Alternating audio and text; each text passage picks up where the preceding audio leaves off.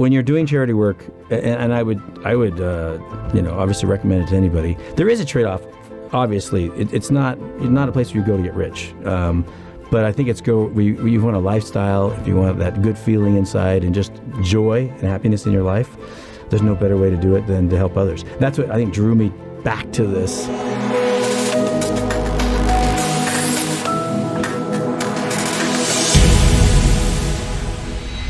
Did you know that 40 million people in the world suffer from blindness, and that 80% of those can be cured with a simple donation of $25? Where I'm here today with the CEO of Charity Vision, Doug Jackson. Welcome to the show, Doug. Thanks for having me. It's a pleasure to talk about this stuff.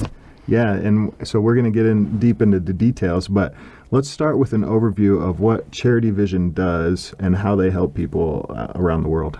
Okay. Probably the best way to answer that question would be our beginnings, how we started. We started a long time ago. Charity Vision started as a family foundation. My father's a doctor, and when he was graduating, getting out of his residency program, and he was down in Long Beach, and they had just bought a house. They had just bought a practice up in Ojai, California, right by Santa Barbara, beautiful part of the world. And my mom was pregnant with her fifth child, and they didn't wait any. They had 5 kids pretty much out of residency, and I was the fifth. She was pregnant with me, and they got a phone call. And it was from Care International, and they needed some help in Algeria. The French had a revolution, pulled out. The hospital systems had just kind of collapsed. And they needed somebody to go over there. And my dad answered the phone, and he said, "It sounds interesting. Never thought about doing charity work before overseas. We just bought a house. My wife's pregnant. Just bought a practice." And I guess my mom had heard enough of the conversation, and she said, "Who was that? What did they want?" She said, "Oh, it was this group. They wanted to go to Algeria for 6 months and volunteer with this volunteer group and everything." She said, "I think we'll always regret that." Mm. And so they went, and they had an amazing experience. They loved it. I was born on the job, and I was born over there, and they really enjoyed the international experience. Back then, people didn't travel internationally. That wasn't a normal thing. So what year is this? Wow, do I have to say that? Okay, yeah. It's 1963. 1963. So they had this great experience. And so from then on, my parents kind of decided they would do some international humanitarian stuff. So growing up, we would go overseas. We'd spend a month in Afghanistan or Honduras or Belize or a lot of countries. And I grew up loving it.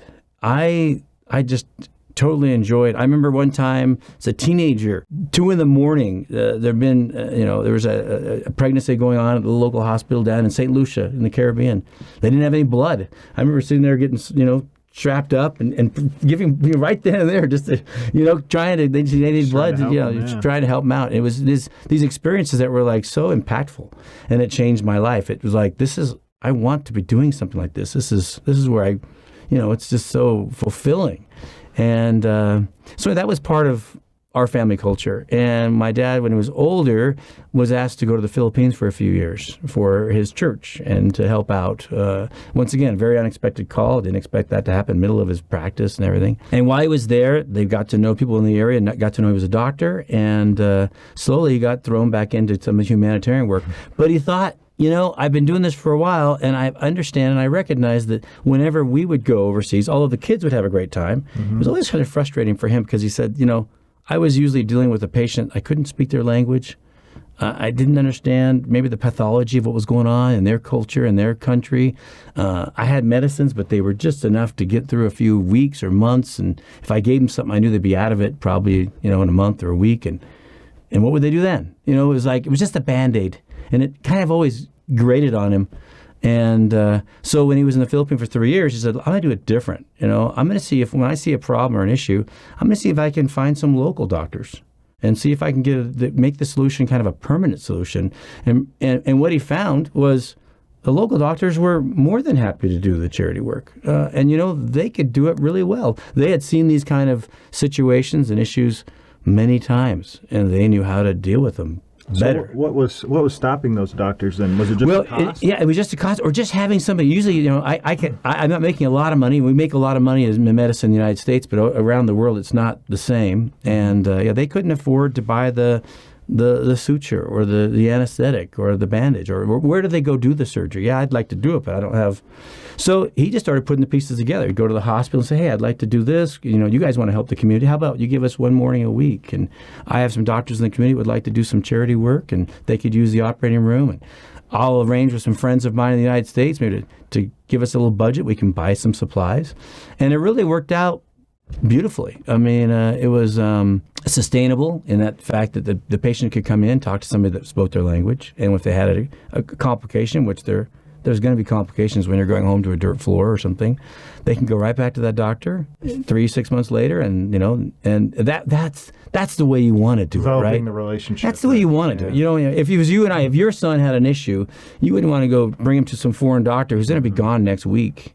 You'd want to bring him to somebody who was established, and use a hospital that's in your community. And sure. So that's kind of how it started. And slowly we'd start to, we call it like, horse trade a little bit. Once he came back home and was in the United States, he'd find out, a local hospital maybe had some equipment they wanted to donate or get rid of. It was old.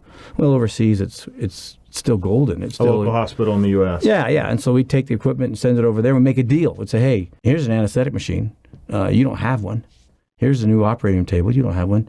How about we make a deal? We'll give you this, and you allow us some time in your practice. And we kind of started doing the same thing with the doctors.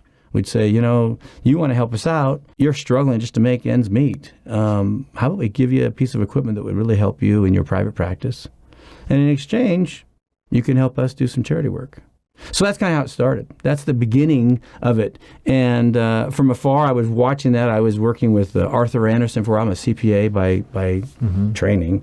Never really, CPAing is not my thing, but it was entrepreneurism, and I was doing some other things, starting some businesses, and wondering what I was really accomplishing in the world, in life. I think we all have that question at some point. Yeah. When you're in the traffic jam driving home, and you think, what am I really doing? And especially having grown up in that kind of a family environment where I was able to go overseas and spend a lot of time and feel like I was really making a difference in someone's life. Sure. That always kind of grated on me. And so at one point, my dad and I talked, and we said, what you're doing is great. And it's a small little thing, doing a few thousand surgeries a year. I'd love to just jump in and do that more. And there was a group here of real estate investors that more or less liked what my dad was doing. Said, well, we can employ Doug, and it was just kind of a showpiece. I really didn't do much for them. They just let me come up and use an office, and I started running, what's now Charity Vision. And that's how it started to grow. I can't even remember what the question was now.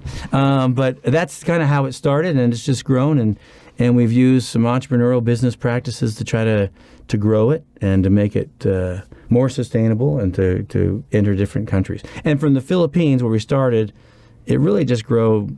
It grew organically. One doctor would talk to another. All of a sudden we get a call from somebody they were at a conference and we're talking to doctors in the Philippines and what we were doing with them, and they'd like us to go to Uganda, or they'd like us to come to El Salvador and do the same thing. So it kind of just slowly just grew, and now we're in 20, 25, 26 countries, and our model has stayed the same. There are wonderfully trained doctors with amazing hearts in all these countries that would love to help. They just need someone to come in and help them out and just and to assist them. And sometimes I sit there and think, well, I'll even talk to a doctor. I'll say, well, what do you need us for? Why don't you just do this? And they just want somebody to kind of stand behind them and just to be there to make sure that they can do this. And so we'll give them something, some token of something. But usually we come in with the equipment and supplies, and it's just kind of a tit for tat. We'll give you some stuff to help you with your practice, and you'll help us with the charity, and it doesn't take long for them to figure out this is a lot of fun, and also this is a great way to grow their practice in their community, because now they're the one that goes to the local school. They're the ones that are out doing something in the rural village, and people pick up on that, and they say, "Well, recognition, right? That doctor, he's a pretty good doctor. They're doing a lot of surgeries over there for the poor. I'm going to go there as well." It's kind of this combination of capitalism and for-profit with not-for-profit. So onto the money side, is this donation based, or how do you get the money that you need to send these supplies to overseas? We've been kind of lucky. We have just it's individuals. We don't have any government support. Well, maybe later on we'll talk about. We do have something that's worked well with the U.S. military, but just individuals. We just it makes sense. The return on investment is pretty good. As you said, for $25, you can change somebody's life forever. You can give somebody the opportunity to go back to school or to work. I mean, what's more important than being able to see, of all the senses? That's definitely the most important. Yeah, so we have a lot of people that, well, I shouldn't say a lot. We have a handful of people that just recognize that this is a really good bang for your buck. It's a significant change in lives, and it's pretty effective, pretty efficient. So if someone gives, every $25, we're giving some of their life back. It's just word of mouth as well. We're trying to figure out how to maybe go after companies and make this something that they'd like to do. The issue with companies is a little harder. They're more interested in their clientele, their base. They do business in Salt Lake City. They want to help people in Salt Lake City. I get that. More of the local community. Yeah, and so you need to find somebody. Well, who's doing business in Uganda? Gee, I don't know. Yeah. Is anybody really doing a lot of business in Uganda? So it's hard to find companies, but we'll tackle that one. But right now it's individuals, not a lot of them. We'd love to grow that. And I think that it'd be great, even a college student. If $25 a month isn't that much, if you can change somebody's life forever for $25, it seemed like it'd be something that we could. But we're trying to figure that social media part of it out. How we can get the word out to people that even the small donations are significant.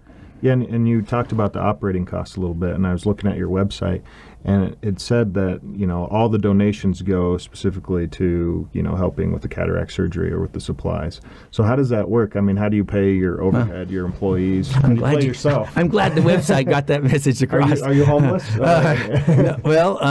There's a trade-off when you're doing charity work, and I would obviously recommend it to anybody. There is a trade-off. Obviously, it's not a place where you go to get rich. But I think you want a lifestyle, if you want that good feeling inside and just joy and happiness in your life, there's no better way to do it than to help others. That's what I think drew me back to this. Yeah, you had that experience. Yeah, I had already done that. I'd worked in the on the 45th floor down in downtown Dallas before, and I'd started some businesses that it consumed your time, and before you know it, you were going in before the traffic and coming home after the traffic, and just consuming your life. Yeah, and so I realized that this is the kind of lifestyle that I enjoy. And there's a lot of people that do. So fortunate that we don't have huge salaries, but I'm an entrepreneur by, I think, in my heart, and I always have worried about always having to be dependent on the donor to make sure we can pay the salaries and the rent and keep the lights on. So we saw an opportunity. A few years ago, we do get a lot of equipment donations, and we do a lot of work with equipment, and I need to source pieces of equipment all the time. There may be a certain hospital or clinic in one part of the world that just needs a certain item, so I need to go out and find it on the used market, more often than not. Oh, really? Yeah, we can, because... So there's a used market for medical supplies? Oh, yeah. In the United States, we are spoiled. There'll be a hospital that will have an entire, suite of endoscopic pieces of equipment that are worth, hundreds of thousands of dollars. And the doctor may come in and says, I don't like that brand. Can we get this other brand? And they swap and they get rid of it. Really? And it's like, this is like golden to us. We'll take that brand. We don't care. And we take that and then we can use that overseas. Some of the stuff we get donated, though, isn't complete or isn't working. We got a lot of that. And at first that was an issue, but then we saw an opportunity. We thought, you give me an ultrasonic to do ultrasounds on newborn babies. Well, it comes, it's broken, and that's not uncommon. But the wand is working. Well, that wand's worth $2,000. Well, I'll scrap the whole thing, and we found I can take that wand and I can put that on eBay. I can do something else, and I can source those and part out pieces of the equipment. And that's what we started to do. We started to actively go and get donations and things, and not be as picky on what we're getting for certain items, because we knew certain items just inherently have a lot of value, even if they're broken. We can we can start taking them apart and selling this piece and that piece. And that's grown and grown. And we have a nice warehouse here in Salt Lake. And so now it's got to the point where we can support all of our own overhead through our equipment company that helps, with scrap metal and selling things at auction and doing that kind of stuff. That's stuff we can't use internally. So it's put to a great use. It helps to cover ourselves.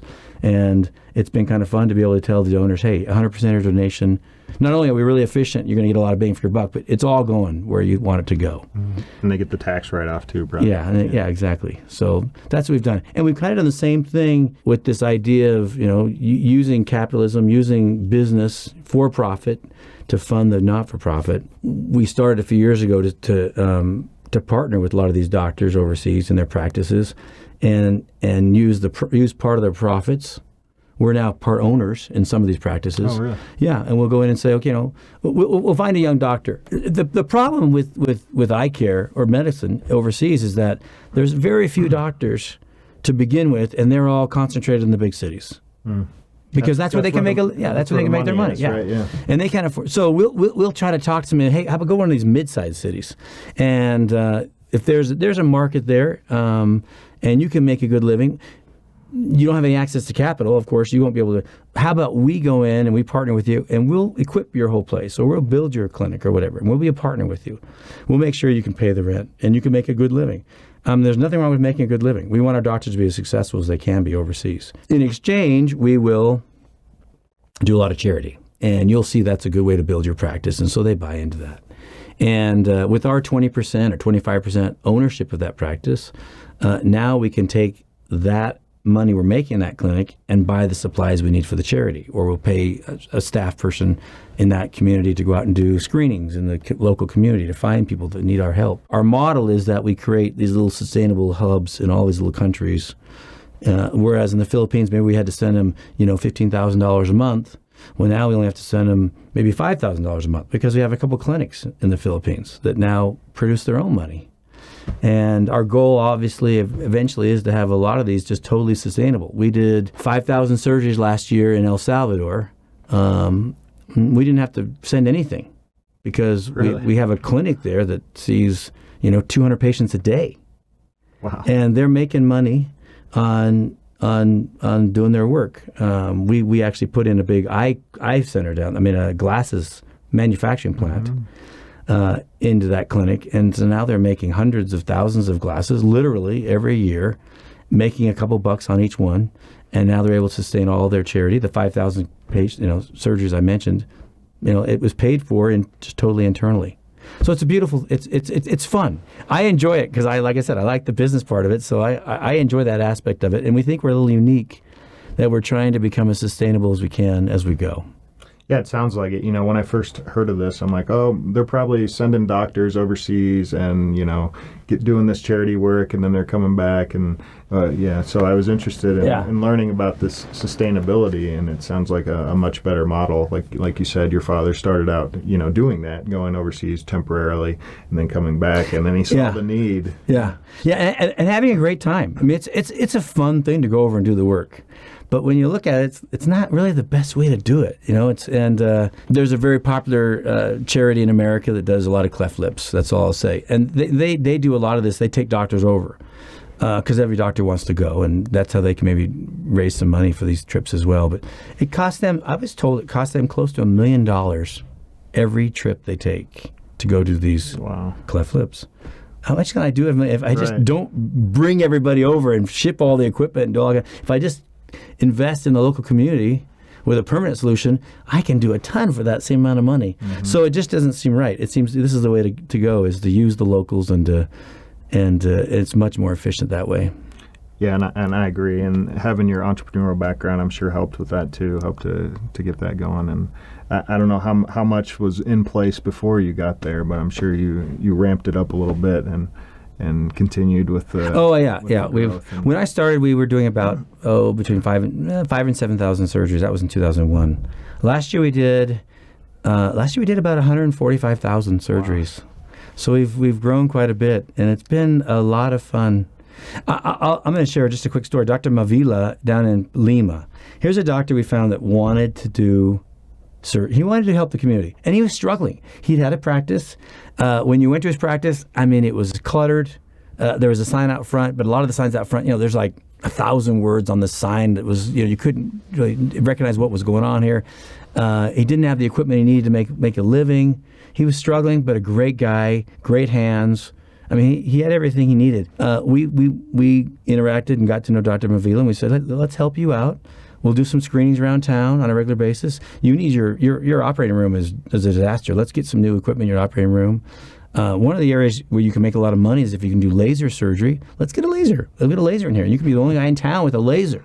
And you can do these, eyes are great because the technology in eyes, you can almost do everything, now with the technology. So that's how we started with Dr. Mavila. That was a few years ago. Well, I was down in his practice a couple years ago now. And I walk in, of course, we helped him redesign, repaint, remodel, and everything. His sign is a beautiful sign. You can actually see what he does. You walk in, the waiting room was full, very nice, nicely done. He was very proud. He says, half these people in here are charity patients and half of them are private. And, that's awesome. It's awesome. His community is really benefiting. We walked upstairs, saw his operating room looking nice and clean, walked into one of his exam rooms, and he has something called an OCT. It's kind of the newest and greatest thing. We don't really provide a lot of them because they're about $45,000. I haven't been able to cost justify in every case that investment. But an OCT, what a wonderful piece of equipment. And I said, Dr. Mavila, where did you get this OCT? I mean, we didn't buy it for you. Mm-hmm. He goes, I bought it myself. Really? And I thought, okay, that's it. I mean, there's a doctor in this community that's now providing top-notch ophthalmic care for his community. He's making a great living, and everybody now has a place to go. Everybody knows he won't turn your way. If you can pay $1, if you can pay $5, you can pay nothing. You're going to get service from his. And I know that to me that was just kind of a manifestation of this model. This is the right model. We've created in what otherwise would have been a very underserved community, and we've created this hub of good quality care that's now sustaining itself and growing on itself. And so anyway, and there's hundreds of those kind of doctors all over the world that have taken advantage of our seed money, our seed capital, whatever you want to say, to kind of get them to invest in them, and now they're providing help to the poor. So you're almost like a venture capitalist for some of these doctors overseas. Yeah, and our return is just really numbers. Give us see the people in your community and help those that need help. Be actively involved in doing social work. Cool. So I'm curious how long it took from the time where he had this old medical equipment to the time that you were talking about, where he's got this huge clinic with waiting room full, and all this nice equipment. Yeah, it's probably been about 10. It's been about 10 years since we started with him, and what we do, the doctors love it because what we do is we come in and we talk up the whole thing of, we want you to help us with charity, but we want you to be successful. Mm-hmm. We know you have a family. We want you to be in this community forever. Haiti, we're in Haiti we've been in there for a long time. And Haiti has a struggling, national eye program where they put out doctors. And one of the issues they had was none of our doctors, I think at one point they said, for the last 5 years, not one of our graduates have stayed in Haiti. They've all gone to Miami or somewhere else, just because they can't. Yeah, they can't make a living here. Mm-hmm. They can't. So we really see that one of the roles we play is how can we make it so the doctors can stay in their communities and make a living. So we love this idea of trying just to help them out. And Mavila is a great example, and there's a lot like him where we go in and help them. And so when we go into these doctors, lots of them will say, we want you to attract the private patient, and you have to look like place where they want to go. So it's not uncommon for us to go in and say, sure, we'll give you a piece of equipment, but we're also going to repaint in here, and those ceiling tiles that are all falling out, we're going to replace those because we're going to teach you how to cater to those that expect a little more, but are willing to pay for it. Mm-hmm. You need a place where they can park their car, but they don't think about some of these things. When they come in, you need to call them by their name. And there's this thing called scheduling.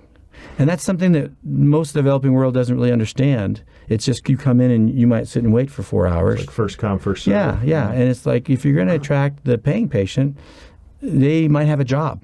They might work at the bank downtown. Right. So they need to be able to come in at 2:30 and know that they'll have an appointment. And they leave at 3 o'clock. They get back to work. They can't stay and wait all afternoon. Mm-hmm. So those are some fun things that I really enjoy just kind of implementing where we go and just kind of teaching these doctors how to attract the paying patient. In our practices, believe it or not, it's a 30-70. If we can get 30% of the patients coming in that are actually paying normal prices, that can fund 70% that come in and either pay nothing or very little. Wow, that's incredible. Ophthalmology is the margins are pretty good in ophthalmology. It was one of the reasons we went there. When we first started, we were doing all surgeries. We were in the Philippines. My dad was, he was involved in heart surgeries, really? burns, a lot of cleft lips, cleft feet, a lot of things. If it was something you could tackle and kind of, fix in one surgery, or and it was fairly predictable, he would do it. After a few years, we started finding out that many of them were eyes, because you said there's 40 million people. There's 2.5 billion people in the world that need glasses. Half those people don't have access. Half those people, 1.2 billion people, are walking around in a blur because they don't have access to anybody that will even look at their eyes. So we were finding that those numbers are staggering, and so a lot of the stuff we were doing, it was more and more and more eyes. So at one point, about 10 years ago, we decided, let's just concentrate on eyes. Let's not do everything and all things. Let's just concentrate and try to be really, really good with the eye stuff. So, and one of the reasons I liked it is because eye stuff, the margin is really good. It's people are willing to pay. People with money are willing to pay a little more to get their vision back. I mean, of all the senses, it's the most important. Yeah, it kind of regulates all the other senses, and the margins are pretty good. It doesn't cost you that much. What you need to do in eye surgery it's not that expensive. So it made sense, if we were going to do a sustainable model, to stick with eyes. There's a little bit more to play with. A pair of glasses, for example. We've started doing a lot of glasses lately, and you and I go to the glasses, we go down to our optometrist or something here, and you're going to pay $100, $200 for a pair of glasses. You can source it, believe it or not, you can source a pair of glasses. I can do a whole pair of glasses for $5, and you probably wouldn't even notice a difference in the frames. There's some margin in, I guess, to say the least, in optometry. So that's been a nice area for us too overseas. If we can help our doctors start to do more optometry, sell a little more glasses to those who can pay, it provides some funds so that we can do more charity work. Yeah, so tell me about that. You said you set up a factory, a glasses factory? Well, in El Salvador, that was our first kind of foray into that. Normally, we used to go and we'd do screenings in these communities. We'd go out and we'd look for people that just needed surgeries for their eyes. Well, half the people that showed up didn't need surgery. They just needed a pair of glasses. I mean, if for a living you sew for a living, or you do anything detailed for a living, or even if you're a farmer, I've been told that the farmers, when their eyes start going blurry, they can't differentiate the weed with the wheat with the tear or whatever. I don't know, and so they really have a hard time working, and they lose their jobs, and all for a pair of glasses. So we started to say to ourselves, well, 50% of people don't need surgery, but we can help with the glasses. Let's figure out that market. Let's figure out what that takes to be able to provide glasses to those who need them. And in El Salvador, they do a large number of screenings, so that number translated to a lot of people who needed glasses.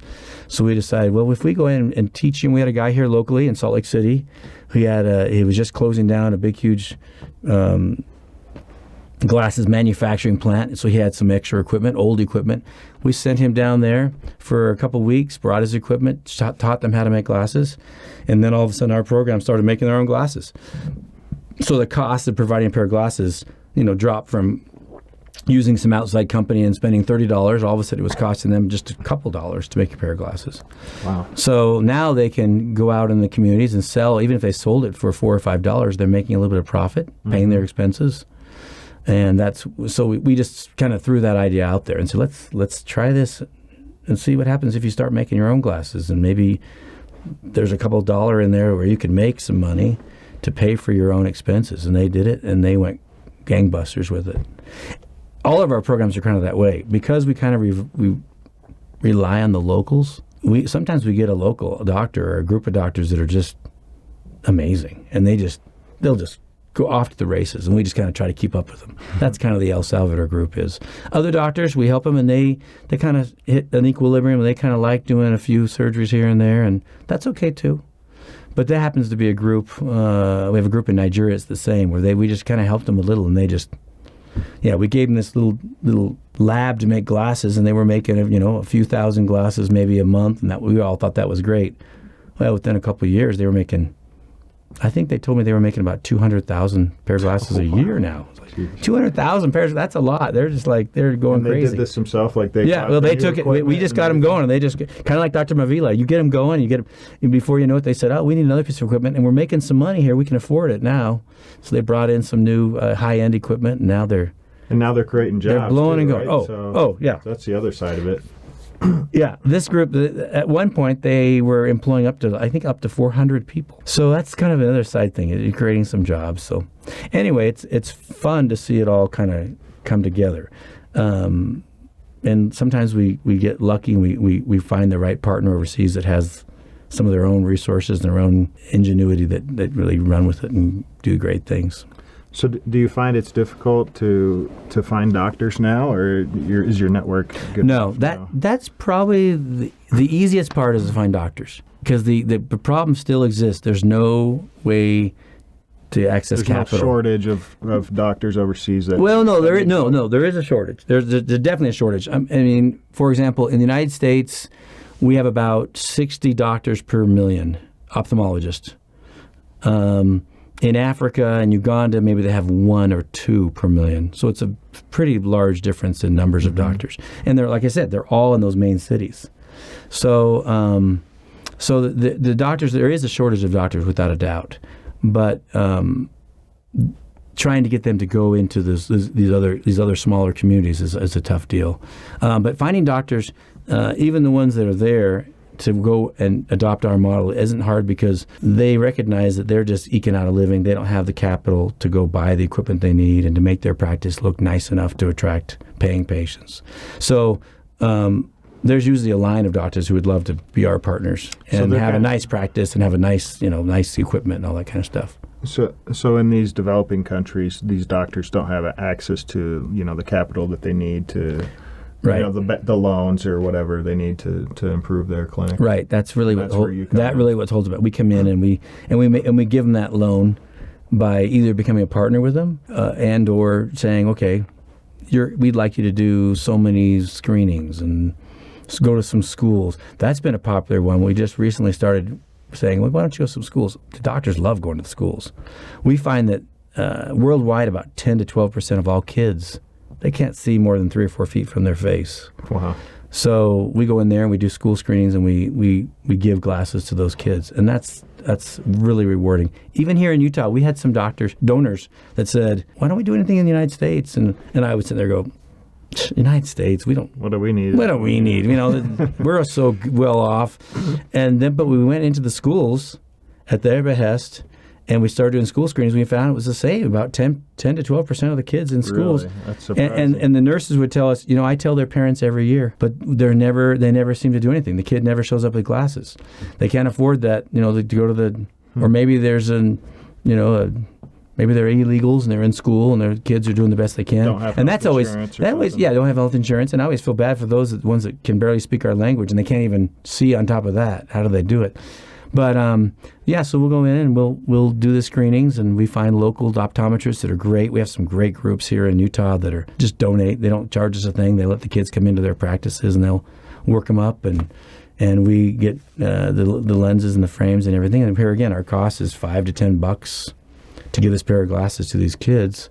And even in the US? It changes their life. $5 to $10? Yeah. You can. There's ways we can do this. And it's a life changer. The kids will put them on and start crying.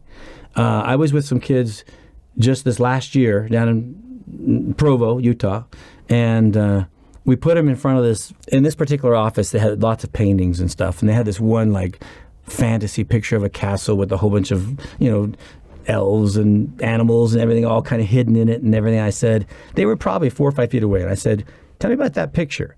And these two kids said, looks like a castle. I go, what do you see? That's about it. And then we put on their glasses, and all of a sudden it was like, there's this. Oh, I see a squirrel over there. Oh, there's a leprechaun. Oh, there's a unicorn up here. And they just all of a sudden, and you think, how are you functioning in school? You can't see the board. Or Right. 80% of learning at that age is visual. And if you can't see more than 3 or 4 feet, and that's 10% of our kids, and that's 10% of the kids all around the world, how do they do it? I read a stat once. They said that 70% of all dropouts internationally, the people that leave school, do so because of a visual problem. We were in Colombia one time. 70%. It's insane. 70%. And I was in Colombia, and there was a little kid named Michael. He was a first grader, and he was a cute little boy.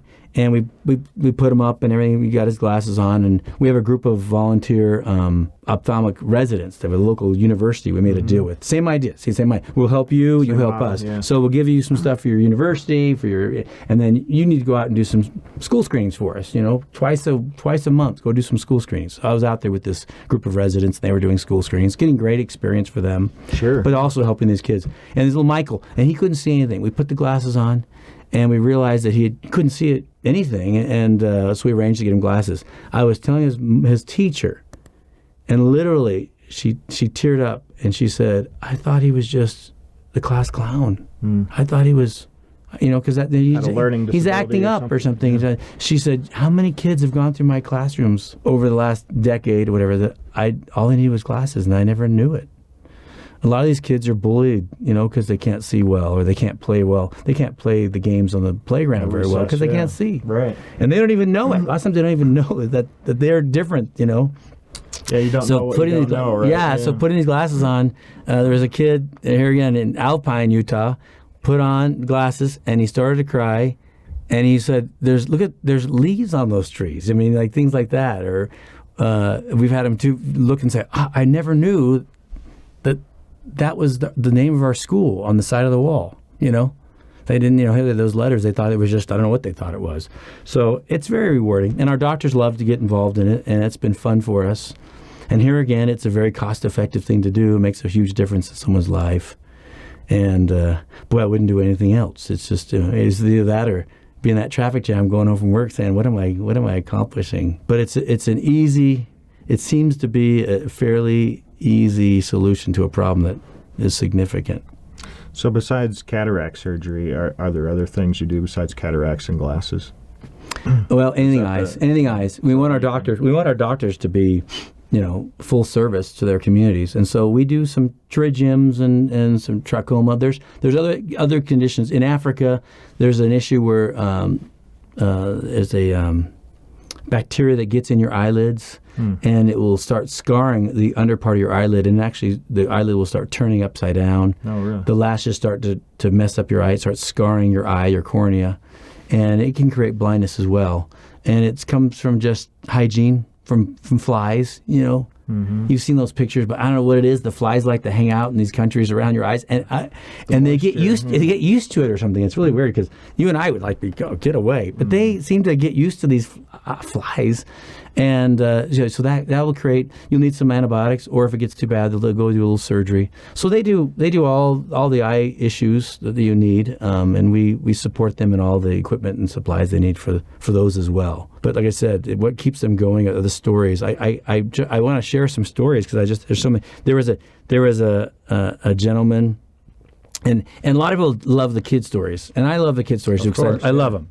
But there's something about the dad stories that hit me because I'm a dad, But there was a dad in Nepal who went out, and his job was to cut wood for his village, and he couldn't see very well, and so he started to not hit squarely on the wood, and it would glance off. And he literally when we found him, he had cuts all over his legs, and because he wouldn't hit right, because he would hit himself, and eventually got to the point where he had to quit. And he had 5 kids, and his 2 oldest sons had to drop out of school and start finding ways to make money for the family. And I always just think to myself, how horrible that dad must feel, because he knows he has this obligation and he wants to provide for his family. He can't anymore. His kids have to drop out of school, so their future is now at risk. And when we found him, obviously he had cataracts. These cataracts overseas, by the way, people don't understand. In the United States, it's a milky substance it's a protein that starts to clump together in your eye. And it slowly it will slowly clump together more and more, and as it clumps together, it takes away your vision. And in the United States, when it was just milky or just barely anything, we take care of it. Overseas, like when it first starts. Well, overseas they can't, and so it gets worse and worse and worse. Slowly, they get less and less light, and they go blind. And when we take a cataract out, it literally is like a rock. It's rock hard. It's brown.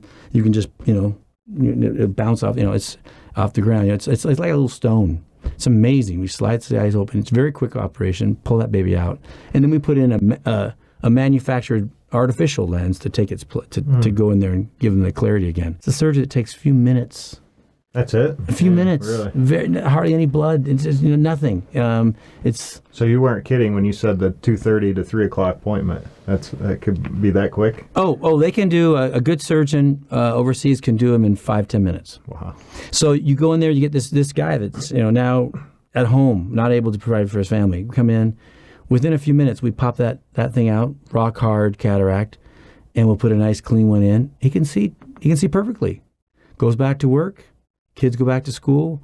I mean, it's just such a wonderful thing. It's a life-changing event, and you can just see them. It's beaming on their face when you get these pictures of these people afterwards. Life has been restored in a few minutes for a few dollars. And there's just story after story of these people and I really appreciate the ones where usually it's the mother or the father that has to kind of pull back from society, pull back from work, and just the weight that you can sense on them. They just feel so bad because they can't do their part. And when you give that back to them, they get the confidence and the joy comes right back into their life. Yeah, and it's something so small, at least from what we understand, right, in the medical field. It's something so quick that it's like it's a life-changing process for them, and that I'm sure they probably don't know that, right? They don't know. Do they even know that there's something out there that can do that? No. There's some education that has to go, but you're right. It's so small, and I emphasize we don't even understand it in the United States because it doesn't exist here. Mm-hmm. We just take care of it before it's even this problem. But yeah, there's definitely some education that has to go with it. So along that line, I want to ask you. So if this person has this issue, how do they even know that there's something, around them that can fix it? Well, that's where we rely on our doctors. In certain cases where we have a nice network of doctors, we'll actually hire a team of screeners that will go out into the communities and educate and tell people, hey, you have this issue. But it goes on and on. People don't understand, don't recognize it. There was a girl, I got a letter from I think she was 16-year-old Filipino girl, and it was a touching letter, but she was going to commit suicide.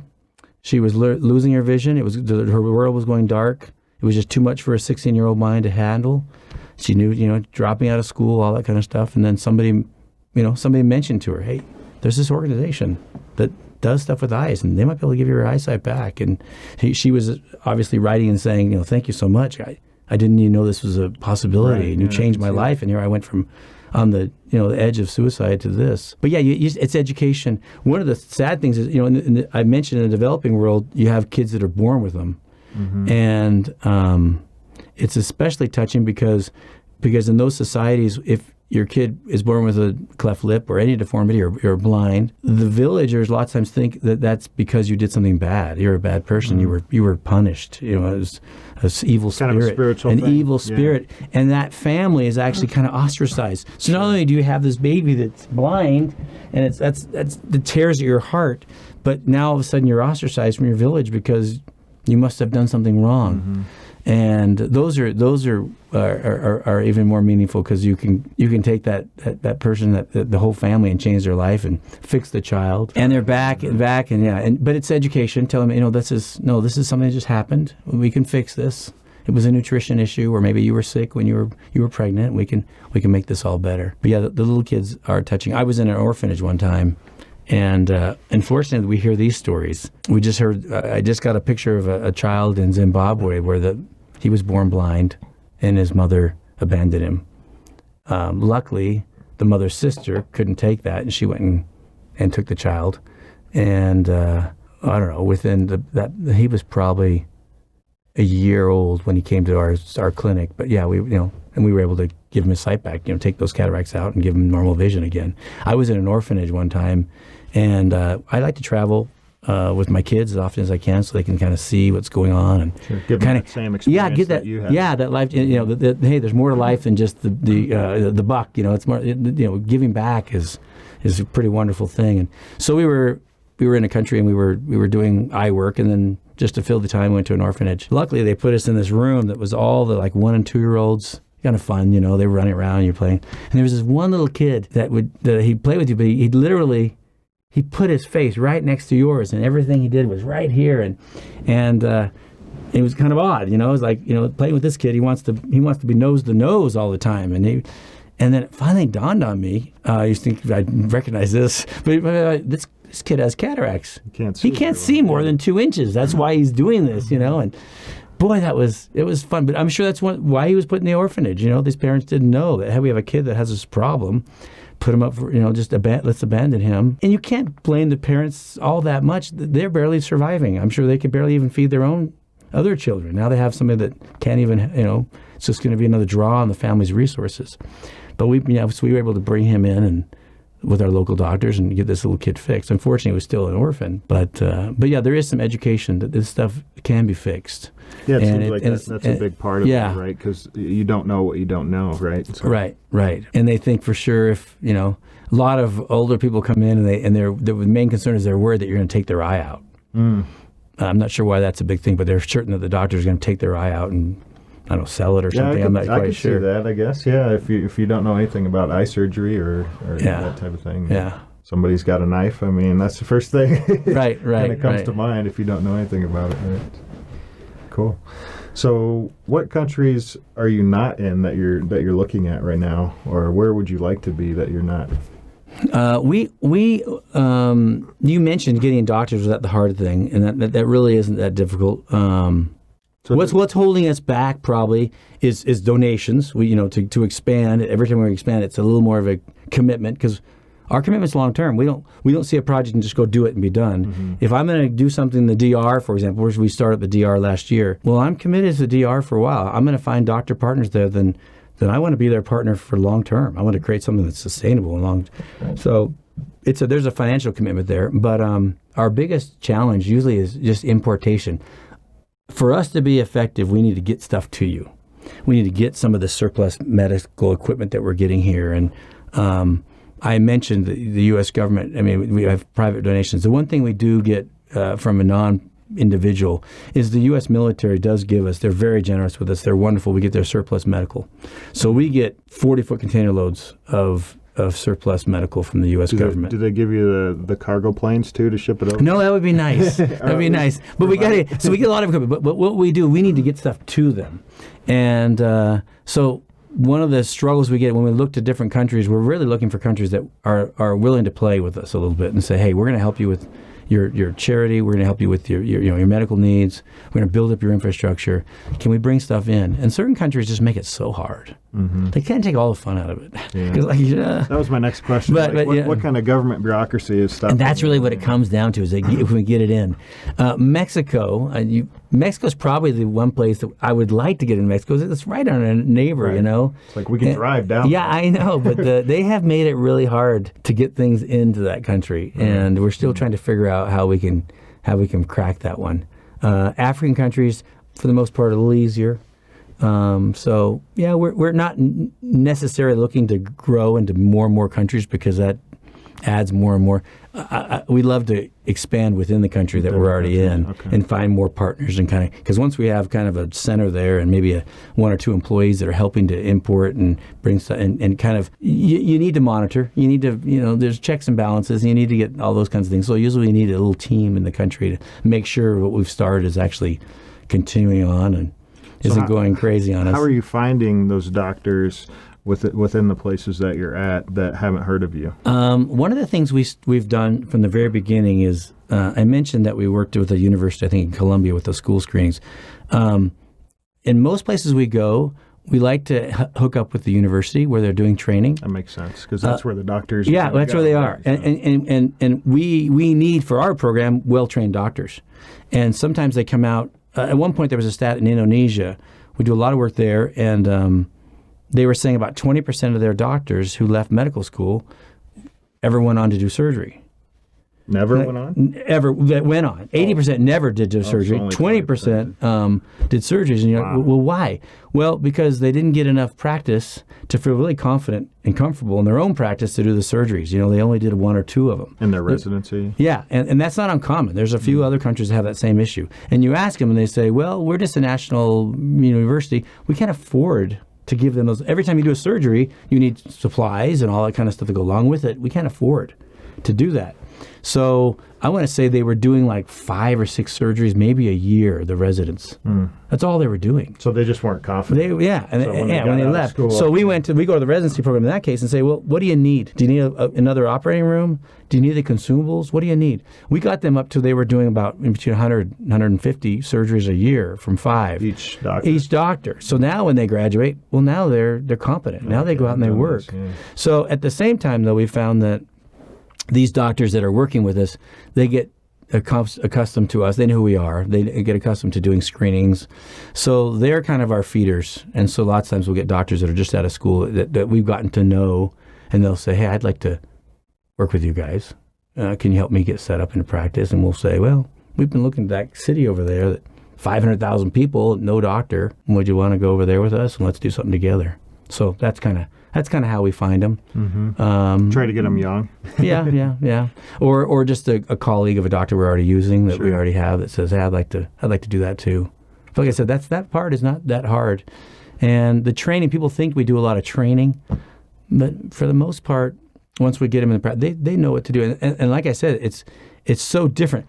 The cataract, the cataract in Zimbabwe is nothing like the cataract in Salt Lake City. They're just different animals. In Salt Lake City, we use something called a phacoemulsifier, where they make a little slit and they put it in there. It's like a little blender, does a little blending thing, then sucks out the little milky substance, and it's really nice and neat and kind of fancy and technologically advanced. Well, go to Zimbabwe where someone has a rock hard cataract sitting in their eye, make that little slit, throw a little blender in there, and then try to slide. Hello, it doesn't work. The blender breaks, or you're messing up the eye because you got this really hard thing in there. You're trying to. So we don't do a lot of training because a lot of things are a little bit different in their country, and they know how to do their hard cataracts. Americans don't know how to do those hard cataracts. They never seen one in their life. So we don't do a lot of training, but we find a lot of doctors that are pretty good at what they do. They just need a leg up. They just need a little bit of capital behind them. And that's where it just works to our advantage, because then we got somebody that's on our team. You get some equity. Yeah. And so that's kind of how it goes. But it's been a lot of fun. And if I were thinking of what my message today would be as I talk about this, I enjoy talking about this. I hope it's obvious. I mean, it's emotional for me. I can tell from how many smiles you've had this whole time. These stories have really touched you. It's wonderful. I guess my message is find something that we can all make a difference. We can all do something amazing. And humans are good people. They really want to do something good. Sometimes they might need someone to help them think outside the box or give them a little push. But overseas, people overseas are aware of their problems. They love to be part of the solution, and that's you want to help. If you want to help people, usually the best way to help people is to help them help themselves, and that's where you're going to get a sustainable solution. That's when you get a better solution, a better resolution. If it's a permanent solution, you're helping themselves. I have a lot of people that will reach out to me and they'll say, I want to start this charity in this country and I want to do this. And the first conversation we have is, well, how can you use the locals? How can you make this local based and have them involved? And I'm surprised how often that's a new thought for them. They've never thought of, well, there's people already there. Yeah, it costs me a lot of money for me to travel over there all the time and me to bring over. It's a lot more efficient if I just help the local person do their own thing in their own backyard. And that's always kind of fun. It's for them to see the light turn on and say there's a different way to skin the cat that maybe is way more efficient and way more effective and way more sustainable. And, it's just as fun. Sure, it was fun when I was a kid going there and being the one, with the thing in my arm and kind of having, that hands-on experience. it's just as fun to watch other people that you facilitated do the work and get it done and see it being done. And anyway, that's one of the messages that I would hope that people would take away is, there's that. And the other one is this: it's a great life. I hope my kids have seen it enough that it's ingrained in them like it was in me, that eventually this is going to be part of my life and hopefully part of their life, to find a cause, find something that they can kind of think outside of themselves. And that's where the joy of living really comes, is helping other people and knowing that you're doing something significant. Watching that little kid put on those glasses, or seeing the smile of that dad that can no longer drive the bus. He's a bus driver. There's a dad in Pakistan. My favorite picture, it's him after his surgery, and he has this gleam in his eyes, and you could just tell it was this freedom, that weight taken off his shoulders, that now he could go back and work again and support his family. Yeah. And he was a bus driver. That's it. But anyway, it's a wonderful career, and path to take is to look and see how you can help people and lift them up.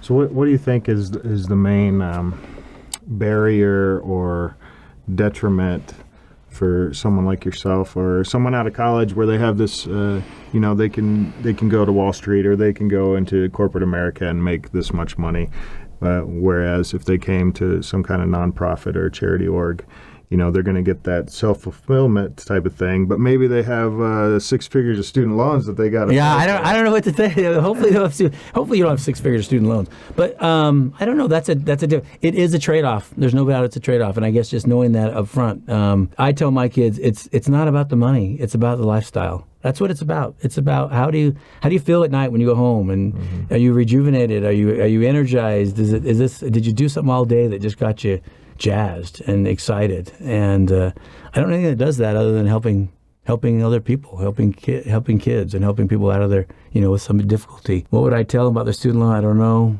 I would tell them just to rethink their goals and what they think, what they need out of life. We were talking before we started about how I bring my kids on these trips as often as I can, and how their big takeaway to a child, I think every single one of them has said it, is that you're down in El Salvador or Guatemala, and you're playing with the kids. I want them to interact with those kids as much as possible, and they have that connection with these different cultures. And when they come home, to a child, they always say, "Dad, it was so weird because those kids had nothing, but they were so happy. They didn't have anything, but they were so happy." And I kind of, in my back of my mind, yes, that's exactly what I want me to realize, that you don't need things to be happy. You just needed, it's all about the attitude and your perspective and things like that. And so I think that's how it is with our life's choice of what we do for a living and everything. We don't need the fourth car, or we don't need to get all the new fangled things. We can go without and just be just as happy or happier, as long as we're doing something we love. And I think there's an element of service in what we're doing. We making a difference in the world. And anyway, the other thing that's great about, I guess, what I tell people about doing this kind of work is I get to hang out with really cool people. Our donors, I'd love to mention all their names. Our donors are the most amazing, successful people. They have hearts of gold, and all they care about is, are we helping people? Are we? Mm-hmm. And it's not like I get raked over the coals when I have a donor meeting or a board meeting. I mean, what's your bottom line, and how much you're spending too much, and what's our market share, and all those kind of things that. We sit down and think, how many people are we helping? And they just want to do good in the world. And for the most part, people that are involved in charity work are great people. And they have figured out life, and they have their perspectives in the right place. And it's just so much fun to be surrounded by those kind of people, that I can make a phone call and tell about an urgent issue in some country, and they get emotionally involved, and they want nothing more than to help. And so it's kind of a fun group of people that you get to deal with, that have, that aren't all tied up in the wad because that actually you didn't make your quota for the month, right, type of thing.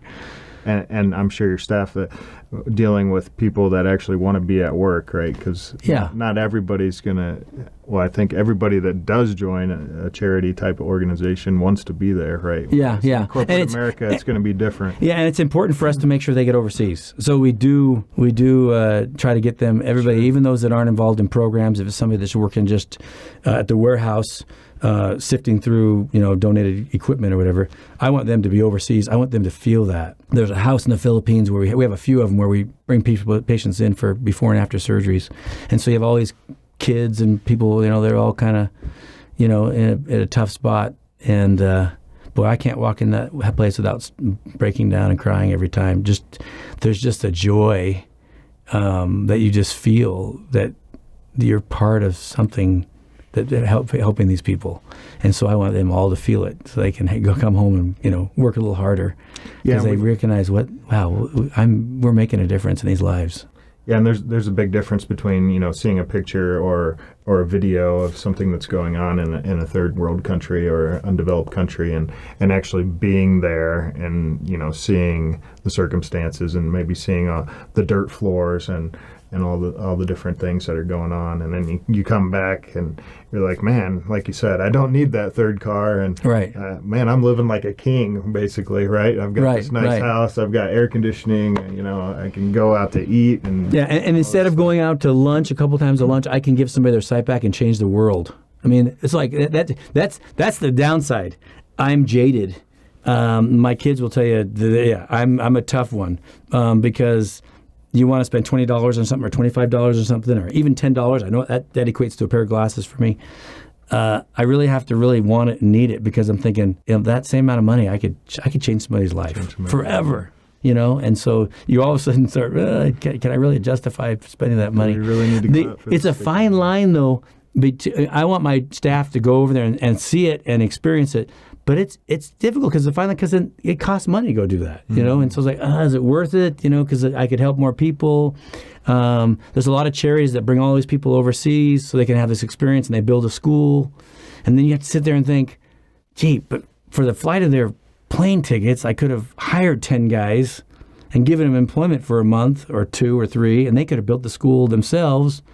And I bet you they could have done a better job because they live there. Maybe they do that for a living or something, or I could have maybe taught them a new skill, and then they have a new job they could do. So it's kind of hard because I understand the groups that bring people over to have experience because you build. That's one of the hard things you have to juggle. Cost, right? The opportunity cost between paying the flight and what else you could do with that money. Yeah. The doctor that wants to take his staff over so they can go do 5 surgeries over a weekend and have this experience and come back. I say to him, just give me what you would have paid for the flights, and I'll do a year's worth of surgeries. But then they have to have that experience, so that's a hard one. I don't want to be like I'm Mr. Critical and I'm like looking down at people that do that because I understand it because I grew up doing it, right? And it was what made me who I am is having that experience overseas. But it is hard. It's a hard thing to kind of know how that balances. So we've talked about what Charity Vision does. We've talked about a little bit about the countries that you're in and some of the logistics there. How much of a difference $25 can make. And the need is huge. It's growing. It's unfortunate. It's growing. Every year they come out and the number just keeps going up and up because people are getting cataracts faster in these countries than so you can't keep up with it. No. You're not keeping up with it. It's there's more every year. They're not putting enough doctors. There's not enough surgeries happening in the United States. Your surgeries you're doing, I don't know. I do know it's 7,000 or 8,000 surgeries a year per million people. The cataracts. Let's just talk about cataracts. Whereas you're just doing a couple hundred per million in the developing world. So there's a huge difference. Big gap. We're doing thousands and thousands, and they're doing a couple hundreds. Mm-hmm. They're falling behind. So that's, once again, we just go in there and try to help them in where somebody was doing 5 a month. If we can get them to do 50 a month, that's great. Another thing that I will mention, I'm not sure, just now we're just passing time. Another thing that we feel, and maybe some people we really feel like there's something to be said for charging. And I know usually when I bring that up, they're usually like, oh, charging for charity, that sounds bad. Of course, we don't turn anybody away. And if somebody can pay nothing, they pay nothing. and we're glad to do it. But there is this sense of pride. I don't think people need to feel like they're just a project, a charity case or something. If people can bring a bag of rice, if people can pay $1 or $2, as opposed to the $250 that it might be to do the surgery, we aren't ashamed. But that's kind of a thing that if I have to convince people, especially U.S. people, of something, is that it's okay to charge money. It's okay if this person has to go to the village that they live in and raise $5 for a surgery that would have cost them $250. That's okay. They come with something. Hey, I got something for my thing. I think they value it more. Yeah, they definitely do. You go to a community with glasses, for example. If they're for free, everybody needs them. I need two. Yeah. It's like, wait, it's amazing. And, do they value them? They take care of them. But if I say, these glasses are going to cost you 50 cents. They're going to cost you $2. And depending on the economy and where we are, we might change it. It changes definitely how they take care of them, if they really need them, and they'd be a little more selective. All of a sudden, they're a little more, well, then I better get a pair of glasses that I'll really wear. I'm going to pay it. If you're going to charge me $1. And so I think it does something for everybody. And in our model, where we're able to get our prices down, nobody buys, I just guarantee, nobody buys cataract supplies or anything in ophthalmic cheaper than we do. We have a place in India that makes all of our supplies for us, specifically for us. We get supplies pennies on the dollar compared to anybody else. So if I can get you to pay $1 or $2, that actually goes a little ways to offset my cost. Like I said, all the variable cost on a cataract surgery is $10 for my very complete package that shows everything they could possibly need before and after the surgery, follow up, everything. I got it all in one packet for $10. So if I can get you to pay $5, well, you pretty much paid for half of my variable costs. That helps me as a charity to be able to sustain and be able to go up and do more. And if I can get somebody that can come in, maybe they don't have a lot of money, they can't pay the $250, but they can pay $20. Well, they're having a surgery they wouldn't have ever had otherwise. They're paying $20, and that person just paid for 2 surgeries of supplies. You know what I mean? So there is this thing, and like I said, I had this conversation with some people, and some people just it doesn't feel right, and it grates in the wrong way that it's charity, and we're talking about money, and it doesn't bother me. Well, there's a balance, right? The balance is everybody's in a different economic circumstance. Yeah, right? And the balance is that no one gets turned away. But you pay what you can pay. And if you can't pay anything, we're happy to do it for free. But getting that mindset into charity, I think, goes a long way for me. I can do a lot more surgeries by just getting little bits and pieces from everybody. We used to tell people, hey, your surgery is free, but can you donate $5 for the next guy? And I think that was nice, because then they felt like, well, I'm helping somebody else. Well, I'm not a charity project, Yeah, I'll give you $5 for the next guy that walks in the door. So anyway, I don't know why I brought that up, but that's good. So just there's one more thing I wanted to ask you. That there were some seals on your website about being like the top charities or the most efficient. What does that mean? Like once you there's in the world of charities, there are watchdog groups that go in and do audits, and they kind of look what you do, and they make sure that you're running it up and up organization. That kind of stuff. And one of them, Charity Navigator. We're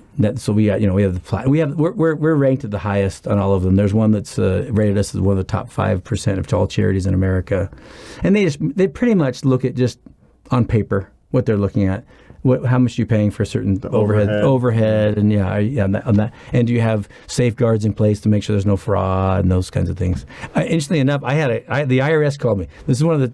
I love this story. I don't tell it very often because no reason to tell it. But the IRS actually called me a few years ago and asked me what we were doing and how we were doing it, because they said, your overhead is it's red flagged. It's too low. It's too low. It's too low, because our overhead comes in usually around 3 or 4%, and there's something wrong. And I just kind of chuckled to myself and said, we got flagged by the IRS because our overhead was too low. Yeah. And it's like, it should be around 20%, and that is, you'd be surprised. There's a lot of charities out there that their overheads are 60, 70, 80%. Wow. They're really high.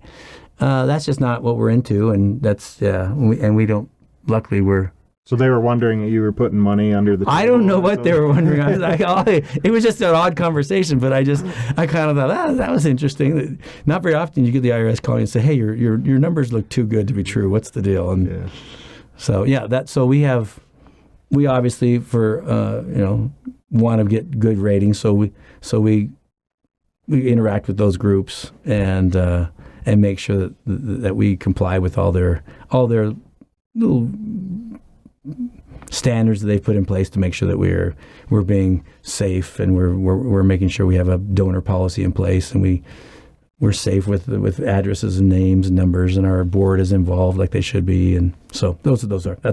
Cool. I like it. Thanks for explaining that. Okay, let's wrap this up. So we've talked about your charity and all the great stuff you're doing. Let's just briefly talk on what you're going to do in the future and how people can help with that. Well, we continue to grow. We love our clinic model. We're putting more and more clinics in this year. There's probably 3 or 4 on the table in different countries where we're partnering with the doctor, and those have been fun. Our school screening for kids is growing immensely. And not just overseas, here as well. But overseas, there's no, here in the United States, the funny thing is here in the United States, you're required by law to examine all kids, I think by the end of October of every school year, to see who needs glasses. Okay. So they do these little exams. So the schools are already have to examine. Okay. And they use the PTA lots of times. We have a number of schools in our area, unfortunately, where the PTA is quite weak. They don't have a lot of parent involvement. And so we will get groups together and we'll actually do the screenings for them to help these nurses, because there's one nurse that covers a number of schools and she needs help. So we'll help do the screenings. But they're required to do screenings. They're not required to do anything more than that. Just tell the parent, hey, your kid needs glasses. And that's as far as it goes. Really? And so that's when we step in and say, the kids that you've told that to multiple years, and the kids that are getting free lunches, that they're already low income, why don't you let us just take those kids and we'll just get them glasses? We'll get a bus, we'll bring them in, and we'll just actually give them the exam, and they'll go home with glasses on their face. And so we do that there. Overseas, they don't even do the first step. Nobody has a program. No country has a program where they examine the kids, and there's nothing in place at all.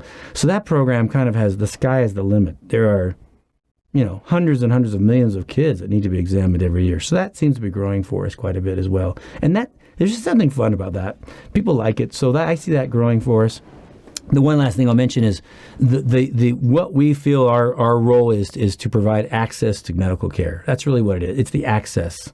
Sometimes if you're in a community where there is a doctor, you don't have access because they won't take you because you don't have money. Mm-hmm. So we make a deal with the doctor that he doesn't do that anymore. He or she will allow you to come and won't turn you away through our horse trading with the equipment and things, so it makes it worth their while.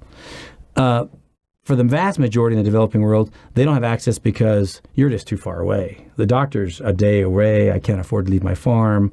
I don't know if I could afford it anyway. Transportation. Yeah, all that kind of transportation is a big deal. And time away from your work is a big deal. So we're starting a new program. We're trying to develop what we call mini clinics, where we can just train maybe the local nurse to use some of this new technology that's coming out. There's a lot of great technology being developed right now in the United States that kind of automates a lot of stuff. And we want to create these little mini clinics out in the hinterland where there'll never be a doctor for decades and decades to come, where at least you can go and you can get a very basic exam, and someone can tell you, hey, you have cancer in your eye, or you have cataract, or you need some drops, and at least give them the information they need, and then provide some of that very, very, very basic. Maybe just so that glasses. Maybe they'll be more motivated to go into the city. Yes, if it's something serious, you got to leave. You're going to lose your eyesight. Or if it's something simple, they say, you know what, that's very simple. I can give you the drops. I can give you this, or maybe I can even give you a pair of glasses that are simple pair of glasses. So trying to get accessibility to these people out there in the middle of nowhere, because here again, I guess when you lose your eyes, that's important. Lose your eyesight, yeah, you need to fix that. But a lot of times it's just, they're irritated, they're blurry, you just need a pair of glasses. And that affects your whole world. Mm-hmm. That might affect your job, your ability to make a living. And so we're trying to put these little mini clinics. We're developing a model where we can use technology and some telemedicine to be able to get out into these smaller communities and really get access to the hundreds of millions of people World Health Organization says it's over 1 billion people that will never see an eye doctor their entire life because they just 1 billion. Wow. Just because there's no doctor around. One in 7 people. Yeah, our world exactly 1 in 7. Yeah, our world is endless. There's always more we can do, and luckily it's fun and rewarding and cost effective. That we just keep on plugging away, and we'll just keep on growing. Hopefully. All right. Well, Doug, it's been fun. I think I learned a lot. I really like your model of sustainment, right? Going into these countries and helping them take care of themselves. Yeah. I think that's a really good model. And then here's your camera here. Any last words or advice for anybody that wants to help out with your? Well, we'd love you to. We consider ourselves our donor's charity. And our donor, that could be someone who's giving us $100,000 a year or someone who's giving us $25, once a quarter or something. All of those, each of those donors is doing something significant. And we hope that we're providing a joyous and really great experience for them. We're very transparent. So we'd love you to join us. And if you don't join us and eyesight isn't your thing, I would just say, get involved in something you're passionate about. Make that part of your life, and maybe make that your life. And you'll find, I think, a much more rewarding experience on your sojourn here on Earth. And anyway, it's a pleasure to be here. I feel fortunate to be doing what I'm doing. I feel very fortunate to have the people around me. Charity Vision is full of amazing people with amazing hearts, and we'd love to have you join us or find another Charity Vision out there that does what you're passionate about. And where can people find you? What's your website or contact info? Thanks. charityvision.net. We're charityvision.net. And I think we have a Facebook page and an Instagram page. And I'm sorry, I don't know. I'm very young, but I'm not too into the social media stuff. But yeah, we're there. We are social media savvy. So you can find us on Instagram and Facebook. But yeah, our website is charityvision.net. And please look us up. Give us a call. We'd love to figure out something that would work for you and give you that feeling of knowing that, hey, I'm making a difference in the world. Because with eyesight, you really are. It's amazing the stories we get of people's lives that are changed for something as simple as a 5-minute surgery. Thank you for the opportunity. Yeah, it was great having you here. So there you go, viewers. If you want to help out, $25 can help, give a surgery, give someone back their eyesight. As little as $25. That really shocked me that it was that small of a donation. You bet. Make it monthly. Yeah. Just go forego one lunch, or inexpensive dinner with your wife and her husband, and you can make a big difference. Yeah. Okay. Well, thanks for joining us, viewers. If you like this episode, please hit that subscribe button so you can join us in our next conversation with interesting people. And until next time, thanks. Thanks for listening to a podcast with interesting people. Please subscribe and leave a review or comment. And support us by sharing our episodes on social media. We really appreciate it. And for more information, visit us at apodcast.com. Thanks.